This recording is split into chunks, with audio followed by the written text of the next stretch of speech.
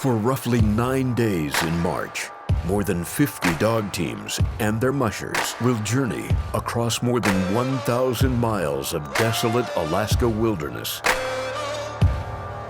The race clock starts tomorrow, but today is about community, fun, and yes, dogs.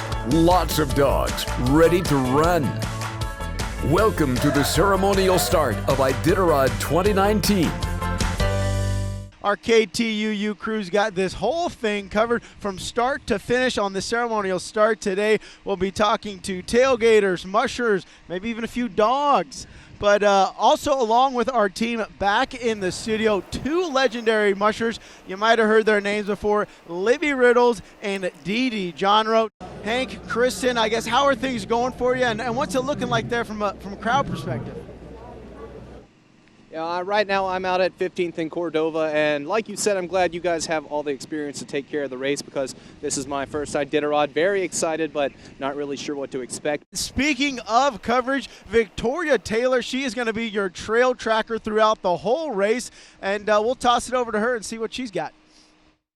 Hi, Patrick. Yes, today is the ceremonial start, and that means the time isn't included in the race. It's really an opportunity for the community to interact with the mushers and the dog teams.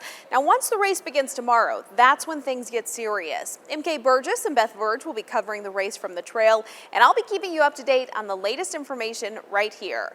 Now, skip twice, now going for 2 in a row. Tomorrow, mushers will leave from Willow and head once again along the southern route. While many know getting to Nome is a challenge, some say that trail has some especially tricky spots.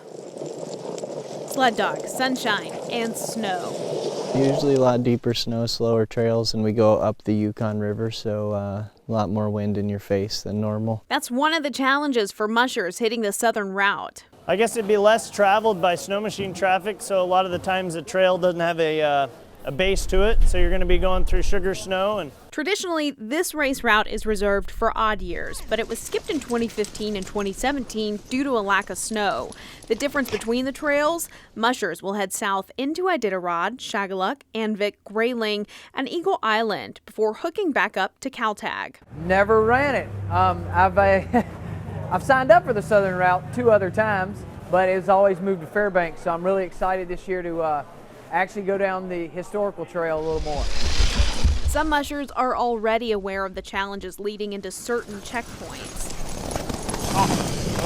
For me, I think the coast for sure is the most challenging part. The gorge certainly is pretty tough, but it's over so fast. It's like they say it's like 20 minutes, but it feels like hours. Water runs downhill, so we're running upriver, so technically you're going up a very small grade for the entire time you're on the Yukon River. Rookie Allison Lifka, who's running a team of younger dogs, sees the southern route as a way to learn for the future. I'm out there giving the dogs experience and giving myself experience so that later on in life I might be able to compete with my own team of dogs. While one veteran hopes to see some muscle memory from his team. The dogs should remember everything from last year, and hopefully we can buzz by a little bit quicker than last year. But with miles to go, it's still any dog's day to take top honors in Nome. And a tough trail can be made even more challenging by the weather. Channel 2's Tracy Sinclair is stepping in with a look at what's ahead for the mushers as they make their way to Nome. Well, Victoria, we've had a pretty good run of sunshine, but we do expect some clouds for the restart in Willow tomorrow. But what we've got to watch over the next few days is this pattern of storm systems moving in to western Alaska. Well, yeah, what are your thoughts, kind of seeing the conditions and maybe what mushers are going to be seeing out there? Yeah, I must have brought the southern weather up here because it's a balmy 25, 30 degrees, the sun's shining, bluebird skies. But it was a little bit colder last night with warmer weather yesterday. So the trail out here this morning is rock hard. Where in years past it could be a little slushy, a little slow. It's a hard, fast Rondi trail today. What are your thoughts, Jake, on Jesse, maybe how he'll finish this year? Yeah, Jesse had a great year this year. He was runner-up in a very, very fast Cusco, which was won by Matt Failer. Jesse had a very impressive rookie year last year. He ended up going out a little too hard, which Jesse can be sometimes known for, but he reined it back in, regrouped, and had one heck of a finish, finishing 7th place, which is actually more impressive to me than just going out and having a really good run the whole way. For a rookie to slow back down, regroup, and then not just say, I want to make it to Nome, but actually go back and start racing again and finishing 7th, Jesse could do some really wonderful things in this year's race. And kind of what's those tweaks you make from your rookie year to that second year where you've actually seen the trail and you kind of know what to expect? Yeah, you have no idea what you're getting yourself into your rookie Iditarod. I mean, I think we all remember ours like it was yesterday. But I think he can go out this year knowing the Alaska range a little bit better, figuring out how to slow down at the beginning and not needing to regroup and just having a really solid run, which is what you need to do to be competitive and to try to win. Today's really a fun day. We're here for the state of Alaska. We're here for the sponsors. So you really need to soak it in, enjoy it. I've never eaten so much food out on the trail. You've handed hot dogs and muffins and really anything you can imagine, it's handed out there to you. And you just need to really enjoy today because there's going to be plenty of hardships over the next 9 days to 14 days for the mushers out there. You mentioned the rule change for folks at home. What's a big difference between 16 and 14 dogs? You know, on paper, it's not that huge of a difference, but what it does is a kennel like a Mitch Seavey kennel that has 150, 200 dogs in the kennel, he can have 20 A-string dogs, where this year a kennel like Ramey Smith that maybe has more like 25 dogs, it makes him a little bit more competitive. It levels out the playing field. Patrick, I found some new friends. We have Ziggy and Wayno, and they are obviously dressed up very festively. How are you guys feeling today? We're doing great. Fantastic. We've been out worn on the PETA a little bit. Turn around a little bit. Let's see your full outfits. I love it. Wow. Okay, cool. So you guys came out here. You guys are obviously huge fans of the Iditarod. What are your predictions for this year?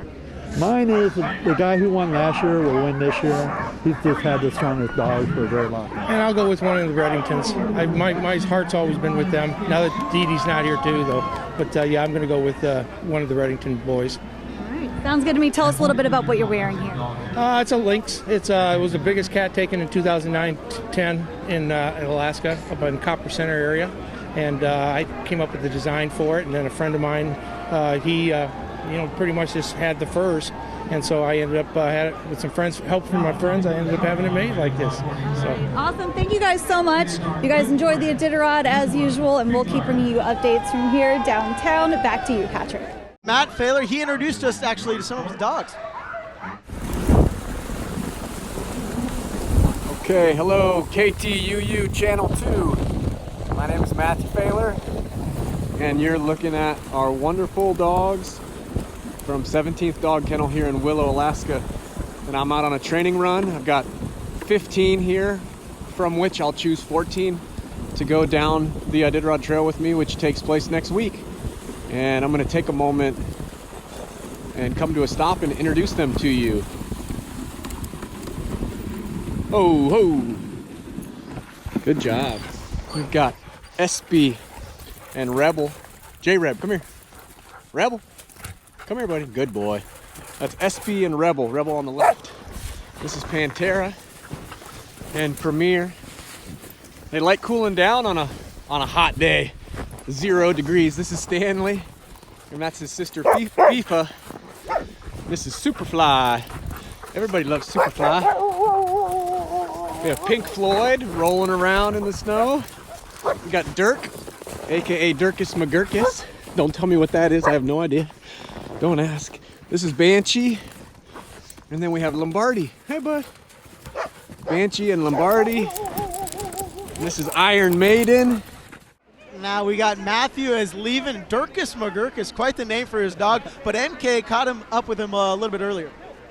What is it about the emotion of today that makes it so special?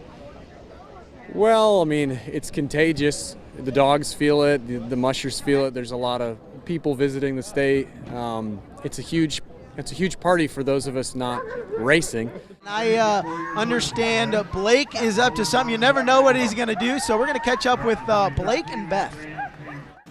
Hey everyone, so 25th running of the ceremonial start of the Iditarod, but Blake and I decided to kind of get away. There's a lot going on over on 4th Avenue, and so we decided to come over to 9th in E, High Country Kennels, is giving the opportunity for people who don't have enough money to become an Iditarod. I tried, I bid, $1,250, way too rich for my blood. So the dog is taking us around the park. We're doing a quarter-mile lap here and having a great time.